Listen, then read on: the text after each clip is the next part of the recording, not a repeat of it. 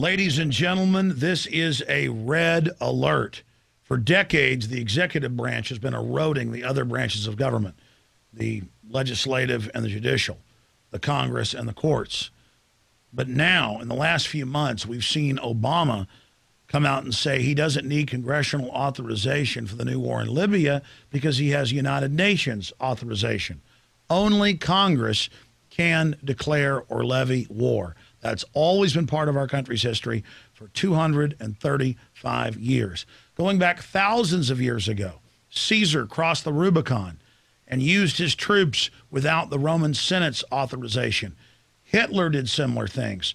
This is unbelievable what is now happening. Now, expanding on that, there's a report in the French news agency, AFP, today, and also in a White House press release, that they may use civil war powers, and they describe it as powers used against the South in Reconstruction to make them pay war debts back to the North, and that even when Congress wouldn't go along with them, the president just did what he wanted.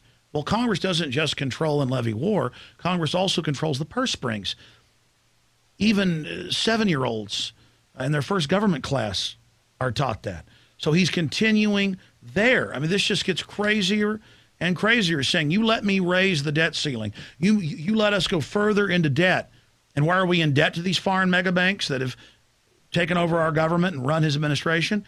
Because they got their people in the positions of power in government, just like in Greece and Ireland, to sign us on to their trillions in derivatives that are their debts, not ours. So we're loaning them the money for their debts because they're too big to fail, and then we owe interest to them on it. But wait, that's not why we're even doing this video.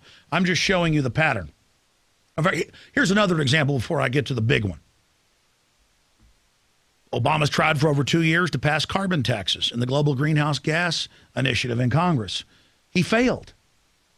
And so earlier this year, 2011, the day he issues new EPA regulations outside of Congress, who makes the laws, he executes, the day before, he gives General Electric waivers for all their coal-powered plants and plants they build and design. And then his energy secretary announces they're going to shut down, quote, massive numbers of their competition.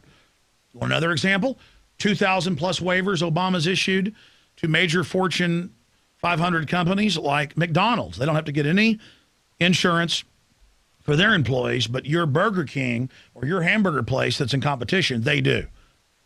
This is outside of Congress. This is dictatorship. But again, Obama will leave office later. It's the office is being given dictatorial power by the mega banks and corporations that control the bureaucracy and the national security, military-industrial complex state. Now, here's the big one. I started getting emails today, and then I went and actually read what the president has said in the Associated Press, Huffington Post, you name it. But the Huffington Post, now merged with AOL, actually praises this and says Obama to unveil gun control reforms in near future.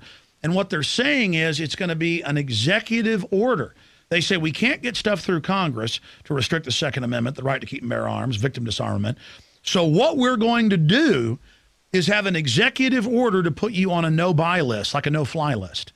No judge, no jury, no conviction, no reason why you're on it. You just can't buy a gun. Same thing Rahm Emanuel called for 3 years ago. If you are on the no-fly list because you are known as maybe a possible terrorist, you cannot buy a handgun in America. He called for it when he was in Congress. He called for it when he was White House advisor.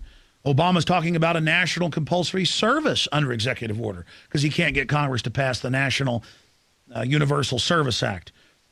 And the article ends in the Huffington Post with this chilling statement. Still, executive actions offer something that legislation doesn't, guaranteed results. And as one gun control advocate told Huffington Post, there are always ways to use these administrative changes to obtain similar results. And they go on and say executive orders in the works. I mean, this, I can't even believe this is happening.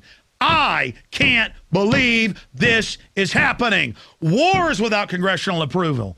Global UN treaty, carbon taxes without approval. Waivers to all his buddy from laws they put in to shut down their competition, and now coming after my guns. They're talking about assault weapons bans, semi-auto bans. They're talking about shutting down gun shows.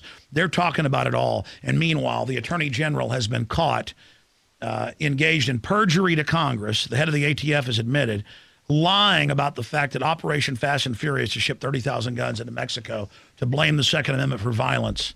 He's been caught lying about that. I mean, these people are complete crooks. They are going for broke because they're imploding America by design. Warn everyone you know, ladies and gentlemen.